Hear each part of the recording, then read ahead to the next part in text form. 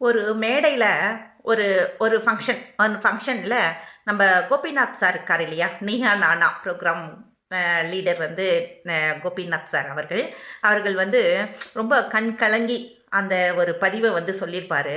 அந்த பதிவுல பார்த்தீங்கன்னா, ம் அவங்களுடைய மனைவி வந்து தாய் மாதிரி எங்கள வந்து பார்த்துக்கிறாங்க. என்னுடைய தாய் அவங்க அப்படின்னு. ஆனா, அது கூடவே ஒண்ணு சொல்லுவாரு.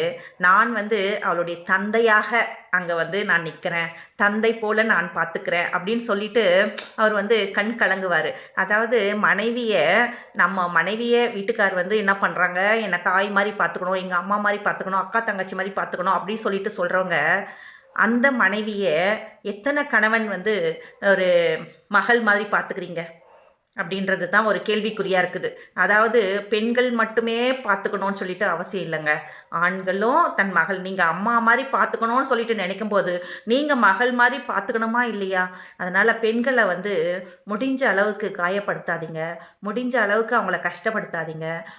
உங்களால முடிஞ்ச அளவுக்கு அவங்களுக்கு வந்து ஒரு லவ் குடுங்க, அன்பு குடுங்க, பாசத்த குடுங்க. அதாவது அவங்க வந்து ஒரு வேலை செய்யறதுக்குன்ட்டு மட்டும் உங்களுக்கு கல்யாணம் பண்ணி குடுக்கலங்க. உங்களுடைய அன்ப அவங்க வந்து வேணும். அவங்க அன்புக்கு அவங்க சொந்தக்காரி அப்படின்ற ஒரு நினைப்போட தான் உங்களுக்கு வந்து கல்யாணம் பண்ணி குடுக்குறாங்க. உங்களுக்கு சர்வன்ட் கிடையாது. மனைவின்றவ வந்து ஒரு சர்வன்ட் கிடையாது.